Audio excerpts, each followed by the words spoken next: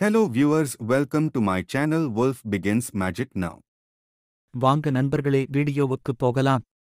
வானம் வசப்படுவே. வணக்கம் நேயர்களே. கிறிஸ்துவுக்கு பின் நாம் 20 நூற்றாண்டுகளை கடந்துவிட்டோம். அவற்றில் 20ஆம் நூற்றாண்டில்தான் அதிகமான விஞ்ஞான கண்டுபிடிப்புகள் நிகழ்ந்தன. அதனால் அதனை அறிவியல் நூற்றாண்டு என்று பதிந்து வைத்திருக்கிறது வரலாறு. மனித வாழ்க்கையை மேம்படுத்திய ஆயிரக்கணக்கான அறிவியல் கண்டுபிடிப்புகளை கடந்த நூற்றாண்டில் உலகம் சந்தித்தது. அவற்றுள் 2 கண்டுபிடிப்புகள் இந்த உலகத்தையே ஒரு குக்கிராமமாக சுருக்க உதவின. ஒன்று, அலெக்சாண்டர் கிரஹாம் பெல் கண்டுபிடித்த தொலைபேசி. அவரை ஏற்கனவே இந்த தொடரில் சந்தித்து விட்டோம். அடுத்தது, பறவையை கண்டார், விமானம் படைத்தார். பறவையை கண்டார், விமானம் படைத்தார். ஆம், உண்மையிலேயே பறவைகள் பறக்கும் அழகை கண்டு வியந்து நாமும் அவற்றைப் போல் பறந்தால் நன்றாக இருக்குமே என்று கனவு கண்டு ஏன் மனிதனும் பறக்க முடியாது என்று கேள்வி கேட்டு பல ஆண்டு காலம் உறுதியோடு உழைத்து தங்கள் உயிரையும் பணையும் வைத்து கடைசியில் தங்கள் கனவை நனவாக்கிய 2 வரலாற்று நாயகர்களின் கதையை இன்று தெரிந்து கொள்வோம். மனு குலத்துக்கு பறக்கும் சக்தியை கொடுத்த அந்த அபூர்வ சகோதரர்கள் ஆவில் ரைட் மற்றும் வில்பர் ரைட். அவர்களை சுருக்கமாக ரைட் சகோதரர்கள் என்று அழைக்கிறது வரலாறு. அமெரிக்காவின் இந்தியானா மாநிலத்தில் மெல்வில் எனும் ஊரில் 1867ஆம் ஆண்டு ஏப்ரல் 16ஆம் தேதி பிறந்தார் வில்பர் ரைட். 4 ஆண்டுகள் கழித்து 1871ஆம் ஆண்டு ஆகஸ்ட் 9ஆம் தேதி பிறந்தார் இளையவர் ஆவில் ரைட். அவர்களது தந்தை மில்டன் ரைட் ஒரு பாதிரியார். குடும்பம் ஏழ்மையான குடும்பம்தான். அதனால் உயர்நிலை பள்ளி படிப்பை கூட முடிக்க முடியவில்லை ரைட் சகோதரர்களால்.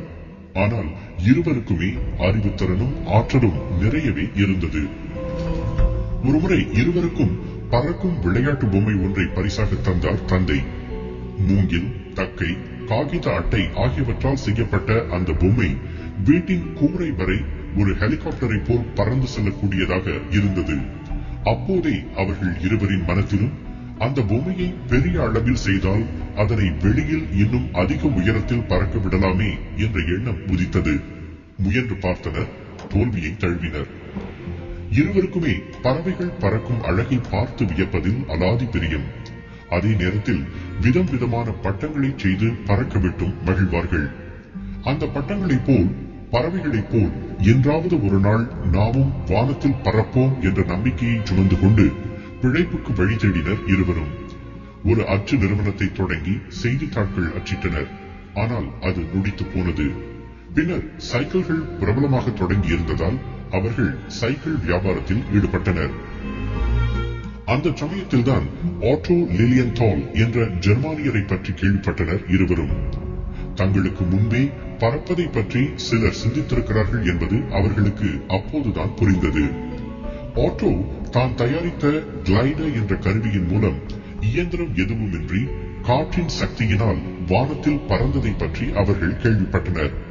பறக்கும் இயந்திரத்தை கண்டுபிடித்து விடலாம் என்ற நம்பிக்கை மேலும் வளர்ந்தது. அதை பற்றி மேலும் தெரிந்து கொள்ள முற்பட்ட போது ஆட்டோ லிலியன்தால் ஒரு பறக்கும் முயற்சியில் விபத்தில் சிக்கி உயிரிழந்தார். ரைட் சகோதரர்கள் அதிர்ந்து போனாலும் அவர்களது நம்பிக்கை உதிர்ந்து போகவில்லை. ஸ்மித்சோனியன் இன்ஸ்டிடியூட் என்ற அமைப்பின் தலைவருக்கு அவர்கள் கடிதம் எழுதினர். ரைட் சகோதரர்களின் ஆர்வத்தை உணர்ந்த கழகத்தின் தலைவர் சாமுவேல் லாங்லே ஆகாயத்தில் பறக்க அதுவரை மேற்கொள்ளப்பட்ட முயற்சிகளை பற்றியும் வெற்றி தோல்விகளை பற்றியும் முன்னேற்றம் பற்றியும் எல்லா தகவல்களையும் அனுப்பி வைத்தார். தங்களுக்கு முன் பலர் மேற்கொண்ட அரிய முயற்சிகளை கண்டு அவர்கள் மலைத்தனர். அந்த முயற்சிகளால் பெறப்பட்ட அறிவை கொண்டு வெவ்வேறு கோணங்களில் சிந்தித்தனர். தங்கள் முதல் கிளைடரை 1900ஆம் ஆண்டில் உருவாக்கினர். அதனை எங்கு சோதித்து பார்க்கலாம் என்று யோசித்த போது பருவநிலை ஆராய்ச்சி நிலையத்துக்கு எழுதினர். வட கேரோலைனாவில் உள்ள கிட்டி ஹாக் என்ற இடம் உகந்தது என்று பதில் வந்தது. அங்கு போய் முயன்று பார்த்தனர். எதிர்பார்த்த வெற்றி கிடைக்கவில்லை. அப்போதும் அவர்கள் மனம் தளரவில்லை. அடுத்த 4 ஆண்டுகள் தங்கள் வடிவமைப்பில் வெவ்வேறு மாற்றங்களை செய்வதும் சோதிப்பதுமாக இருந்தனர் ரைட் சகோதரர்கள். வேறு முன்மாதிரி இல்லாததால் சிந்தித்து சிந்தித்து அவர்கள் மாற்றங்களை செய்தனர். ஒவ்வொரு முறையும் அவர்களால் முன்னேற்றத்தை உணர முடிந்தது. 1903ஆம் ஆண்டில் தாங்கள் தயாரித்த ஒரு கிளைடரில் தாங்களே உருவாக்கிய ஒரு மோட்டார் இயந்திரத்தை பொருத்தினர். அதில் விமானி குப்புற படுத்துக் கொண்டே தன் கை கால்களால் இயக்கி அதனை பறக்கச் செய்ய வேண்டும். அந்த டிசம்பர் 14ஆம் தேதி முதல் வெள்ளோட்டத்துக்கு தயாராக நின்றது ஃபிளையர் என்று அவர்கள் பெயரிட்டிருந்த அந்த விமானம். யார் அதனை ஓட்டுவது என்று நாணயத்தை சுண்டி பார்த்ததில் வில்பருக்கு வெற்றி கிடைத்தது. இருவரின் மனமும் எதிர்பார்ப்பில் படபடக்க விமானத்தில் ஏறி குப்புறப்படுத்திக் கொண்டே அதனை கிளப்ப முயன்றார் வில்பர். ஆனால் ஏதோ கோளாறு காரணமாக விமானம் நகரவே இல்லை. அப்போது கூட அந்த சகோதரர்கள் மனம் தளர்ந்து போயிருந்தால் நமக்கு விமானம் கிடைக்காமல் போயிருக்கும். அடுத்த 3 நாட்கள் சிந்தித்து மேலும் சில மாற்றங்களை செய்தனர். டிசம்பர் 17ஆம் தேதி மீண்டும் முயன்றனர். இம்முறை நாணயத்தை சுண்டி பார்த்ததில் ஆர்விலுக்கு அடித்தது யோகம். விமானத்தில் வயிறு குப்புறப்படுத்திக் கொண்டு அமெரிக்க நேரப்படி காலை 10:35க்கு விசையை இழுத்தார் ஆர்வில். அந்த இயந்திரம் ஆடி குலுங்கி கனைத்து புகையை கக்கியபடியே மெதுவாக மேல் எழத் தொடங்கியது. அந்த ரங்கத்தில் அப்படியும் இப்படியுமாக ஆடி சரியாக 12 வினாடிகள் பறந்து 37 மீட்டருக்கு அப்பால் போய் பத்திரமாக தரையிறங்கியது. அந்த 12 வினாடிகள் தான் ஆகாய போக்குவரவுக்கு அடிகோலிய மந்திர வினாடிகள். வெற்றி களிப்பில் மிதந்தனர் ரைட் சகோதரர்கள். அவர்கள் பல நாட்கள் சிந்திய வியர்வைக்கு கடைசியில் பலன் கிட்டியது. அதே தினம் மேலும் 3 முறை ரைட் சகோதரர்கள் மாறி மாறி பறந்து சோதனை செய்தனர். 4வது முறை வில்பர் 57 வினாடிகள் அந்தரத்தில் பறந்தார். அதற்கு அடுத்த ஆண்டே ரைட் சகோதரர்கள் 100 அடி உயரம் வரை சென்று 12 மைல்கள் பறந்து சாதனை படைத்தனர்.